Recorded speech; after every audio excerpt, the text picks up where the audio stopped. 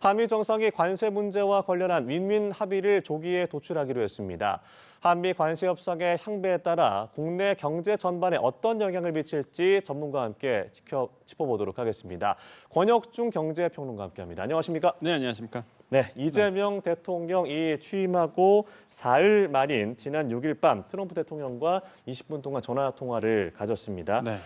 국익 중심의 실용 외교 협상에 물꼬를 틀 수 있을까 주목이 되고 있는데 양국이 모두 만족할 만한 합의를 도출하는 데 속도를 내자라고 얘기를 했다고 합니다. 어떤 의미가 좀 있다고 보세요? 일단 아마 청구서 내용은 아마 본 궤도 실무진 협의가 이루어져야지만 아마 그 구체적인 미국의 청구서가 확인되지 않을까 이렇게 시장에서는 내다보고 있습니다. 네. 그러니까 전화 통화를 20분간 했었는데 그 20분 사이에 그 짧은 순간에 사실상 이 아젠다 그러니까 이제 무역에 대한 관세에 대한 아젠다가 나오기엔 좀 시간상 이제 부족했고요. 그래서 이제 본 궤도 그러니까 실무진의 협의가 들어가야지만 미국 쪽에서 원하는 이제는 청구서가 확인되지 않을까 이렇게 보고 있고 예. 지금 이미 아시겠지만은 뭐 20분 동안 통화를 했습니다. 그래서 시장에서 많은 관심이 있었어요. 근데 가장 관심 있던 게 그거였습니다. 언제 트럼프 대통령과 이재명 대통령이 통화를 할까? 왜냐하면 이게 빨리 돼야지만 트럼프 대통령이 가장 선호하는 방식이 탑다운 방식이거든요. 네. 그러니까 일단 정상이 만나서 이제 굵직한 것을 이제 해결하는 것이죠. 그래서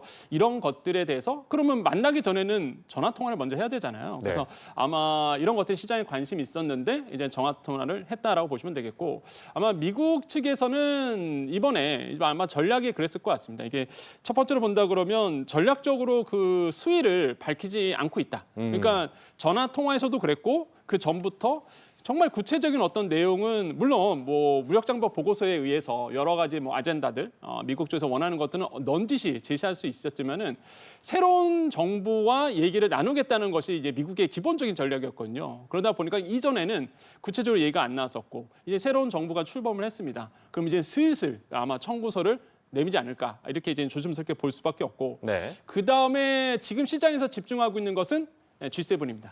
다음 G7, 주죠, 당장. 그렇죠. 15에서 17일 사이인데 이 G7 때 분명히 트럼프 대통령과 만나서 얘기를 나눌 거예요. 그때 아마 트럼프 대통령이 워낙 또 깜짝쇼를 좋아하시다 보니 네. 이 이재명 대통령에게 아마 제시를 할 거다 이렇게 시장에서 예상하고 있고 그래서 관전 포인트를 G7에 우리는 이제 잡아야 된다. 그때 무슨 얘기가 나올지 그게 이제 관전 포인트라고 보시면 되겠습니다. 일단 뭐 트럼프 대통령이 이재명 대통령을 이제 대면하는 것이 또 처음이고 또 어떤 네. 인물인지 파악하는 것도 중요하기 네. 때문에 G7에서 어떤 얘기를 할지가 좀 주목이 된다라고 하셨는데 일단 뭐 이례적인 것은 아닙니다만 우리 측 대통령실 대변인이 통화 내용을 좀 이제 구체적으로 발표를 했음에도 불구하고 네. 백악관에서는 얘기가 없었단 말이죠. 네. 이건 좀 어떻게 봐야겠습니까? 이것도 관전 포인트를 좀 말씀드릴게요. 네. 우리가 이것을 어떻게 좀 이해할 수 있을까? 읽어야 되나? 예, 이제 첫 번째로 본다 그러면 그 미국이 언제 과연 그러면 구체적인 틀을 제시할 것인가?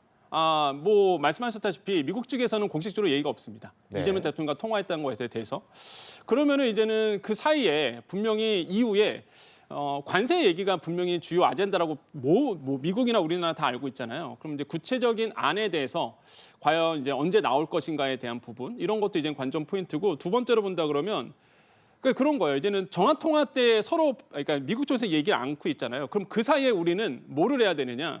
미국 측에 이제 분석을 해야 되는 부분인데 그게 뭐냐면 아마 그럴 겁니다.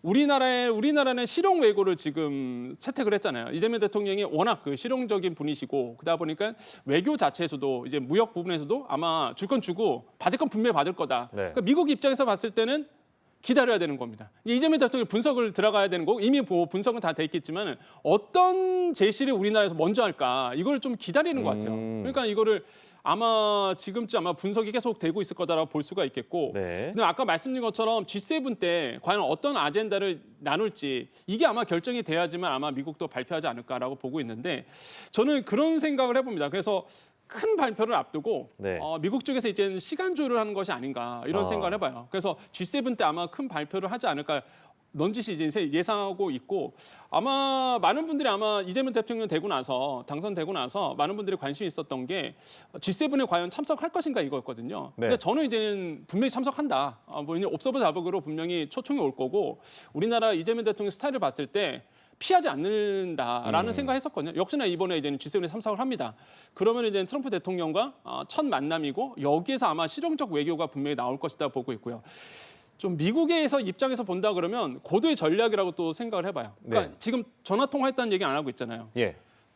그러니까 동맹이라는 부분에 대해서 이 부분에 대해서 의도적으로 하는 것이 아닌가. 왜 그러냐면 지금 야당이나 많은 나라들이 미국과 우리나라의 이 동맹 이거 굉장히 중요하잖아요. 네. 그런데 이 동맹이 흔들릴 수 있다. 왜? 진보적인 대통령이 나왔기 때문에 야 이게 좀 흔들리는 거 아닌가 해서 의구심을 갖는단 말이에요. 미국 모를 리가 없습니다. 그러니까 일부러 이 동맹에 대해서 확인을 안 시켜주고 있는 거죠 지금. 그러다 보니까 지금 야당 쪽에서도 얘기가 나오는 거고 뭐 각국 나라에서 이런 얘기가 나오고 있어서 우리나라 길들이기 아니겠느냐 이런 얘기가 나오는 거예요. 근데 저는 이거를 이제 역이용을 해야 된다라고 생각을 해봅니다. 왜냐하면 시간이 없는 건 미국이거든요. 우리나라가 절대 시간이 쫓기지 않습니다. 오히려 이런 동맹을 확인시켜주지 않음으로써 우리가 이제 쫓아가기를 원하는 거죠. 쫓기길 원하는 것. 이거를 지금 시장에서는 그렇게 분석이 돼가고 있거든요. 예. 그래서 의도적으로 저는 지금 밝히지 않는다라고 보고 있고 그렇잖아요. 우리나라는 지금 밝힌 상태고 언론에서 그래서 이런 부분이 아마 우리가 쫓기길 원하는 그런 마음일 것 같다는 생각하고 우리는 이제 줄라이 패키지를 채택을 한 상태입니다. 네. 7월 9일까지. 그러니까 상호 유예 조치가 이제 7월 8일까지인데 8일까지. 그럼 이제는 7월 8일까지는 우리가 시간을 끌어야 될 거거든요. 그렇기 때문에 쫓기는 거는 미국이다. 이런 점에서 미국이 이제는 대치기에 좀 들어간 것이 아닌가 이렇게 보고 있고요. 전화 통화에 대해서는 아마 이제 조만간 얘기가 나올 겁니다. 지금 미국은요 정신이 없어요. 아시겠지만 일론 머스크와의 어떤 예, 트럼프 갈등도 대통령의 있고, 부딪힘 예. 때문에 제가 봤을 때는 뭐 정신이 없을 겁니다. 지금 내부적인 문제도 많고 그러다 보니까 아마 지금 이런 부분에서는 약간 후순위로 놓지 않나 이렇게 보고 있습니다. 뭐 아무래도 이재명 정부가 출범한 지 얼마 안 됐고 내각 구성도 완료가 되지 않아서 네. 실무진이 좀 협상을 할 수 있는 단계가 좀 됐을 때 얘기가 나올 수도 있을 것 같기도 한데 일단 지금까지 이 2차 한미 실무진의 협의가 있었습니다. 거기서 나왔던 내용들은 어떤 내용이었습니까? 그러니까 1차와 2차 네. 사실 협의가 좀 있었는데, 그러니까 이 협의 과정에서 1차 같은 경우는 이제 아젠다를 확인하는, 그러니까 의제를 뭘로 할까에 대한 서로 눈치 싸움이었고요. 그래서 네. 실무진 협의라고 보신다 보면 2차 협의 때는 국장급 회의였습니다. 그러니까 2+2라고 보통 얘기하죠. 이제 재무 담당과 이제 통상 담당이 만나서 수장이 만나서 얘기를 나눴었는데, 그러니까 구체적으로 확인된 거는 그러니까 비관세 장벽을 이제 확인했다라는 거죠. 네. 미국이 원하는 거는 이 관세는 우리나라, 미국은 FTA 체결 국가입니다. 네. 여기에서 이제 FTA를 깨려는 거잖아요, 사실상. 그러면은 이런 건 뻔히 예상이 됐었는데 그럼 미국이 왜 자꾸 이렇게 노골적으로 표현하느냐 이 관세에 대해서라고 본다 그러면 이 관세 협상을 통한 비관세 장벽 해결. 그러니까 미국에서 원하는 거 환율. 그 다음에 이제 우리나라의 30개월 이상의 소고기 수입 부분. 네. 그 다음에 이제는 디지털 지도 반출이라든지 네. 디지털에서 관련된 내용들. 그러니까 비관세 장벽을 이번에 아예 해결하려고 하는 모양새가 지금 나오고 있는 거죠. 그러니까 관세를 지렛대 삼아서 비관세 장벽을 해결하겠다는 게 미국의 이제 노골적인 지금 압박인 거고 이런 것들이 2차 협의 때 이제는 확실히 우리가 인식을 했다라는 거죠. 그래서 아마 제가 봤을 때는 트럼프 대통령과 이재명 대통령이 이제는 G7에서 만날 거고 네. 이 안에서 다시 한번 이제 3차 협상에 대한 스케줄이 아마 구체적으로 작용할 거다라고 보는데 이재명 대통령도 만만치 않거든요. 예, 아시겠지만은 네. 워낙 그 실용적인 노선을 계속 타왔던 분이다 보니까 분명히 줄 건 주고 받을 건 받을 거예요. 그래서 이제 아마 그런 얘기를 했었잖아요. 뭐 트럼프 대통령 밑을 기억을 망정, 우린 받아낼 건 받아낸다. 이런 거기 예. 때문에 아마 이번에 우리가 전략적으로 지킬 건 지켜낼 거라고 좀 봅니다. 그 대표적인 게 자동차예요. 자동차는 지켜야 됩니다. 왜냐하면 풍목별 관세. 왜냐하면 우리나라가 미국 쪽으로 가장 많이 수출하는 게 많은 분들이 오해하시는데 반도체라고 생각하시는데요. 반도체가 아닙니다. 아니라 자동차예요, 자동차. 그래서 자동차가 대미 수출에서 1위거든요. 자동차 관세가 지금 25% 맡고 있는데 이게 지금 시간이 갈수록 영향을 받고 있거든요, 지금 네. 우리가. 그래서 이런 거에 대해서 아마 강하게 요구를 해서 지켜나갈 거는 분명히 지켜나갈 거다. 저는 이렇게 보고 있습니다. 일단 그럼 자동차 관세를 낮추는데 최우선으로 노력을 할 것이고 네. 그렇다면 우리가 최대한 양보할 수 있는 부분은 어떤 것이라 좀 생각하세요? LNG죠. LNG. 예. 알래스카 가스전에 대한 참여를 계속적으로 요구하고 있습니다. 너무 노골적이지 않아요? 정말로 이렇게 1,300km의 어마어마한 길이에 가스전을 놓는데 막대한 자본 들어가죠. 막대한 인력 들어갑니다. 막대한 사실상 기술이 또 들어가요.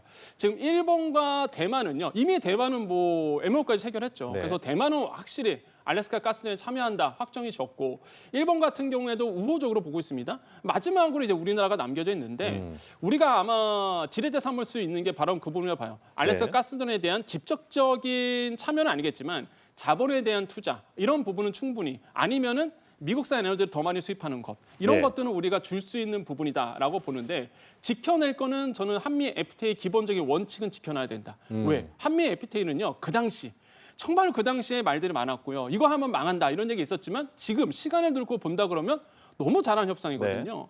마찬가지로 이 한미 FTA의 기본적인 원안을 지켜나가면서 일부 품목 관세에 대해서는 관세율을 조금 낮춰주는 선에서 아마 이번에 이제는 3차 협의나 4차 협의, 5차 협의 쭉 가야 되지 않을까 저는 그렇게 보고 있습니다. 그래서 예. 자동차 관세율은 아마 제가 봤을 때 없어지지 않을 거예요. 예, 어. 과거처럼 한미 FTA처럼 0%의 관세율은 힘들 것 그건 같고요. 어렵다. 예. 이 관세율을 낮춰주는 측면에서 이루어지지 않을까 이렇게 보고 있습니다. 그럼 우리가 그 반출 볼 수 있는 것은 일본이 협상을 미리 했기 때문에 네. 자동차 협상 관련해서 일본은 지금 어떻게 협상이 이루어지고 있습니까? 그러니까 일본을 우리가 반면교사 좀 삼을 수 있습니다. 일본 예. 같은 경우는 처음에 똑같았어요. 25% 관세 없애라 네. 했다가 이거는 사실 설득이 안 되죠. 미국이 뭐 가만히 있습니까? 당연히 예. 설득이 안 되는 부분에서 일본 정부는요 태도를 바꿨습니다. 좋아 그러면은 25% 관세를 아예 못 없애니까 이거 관세를 낮춰주는 쪽으로 이제 가겠다. 왜냐하면 일본은 지금 다급합니다.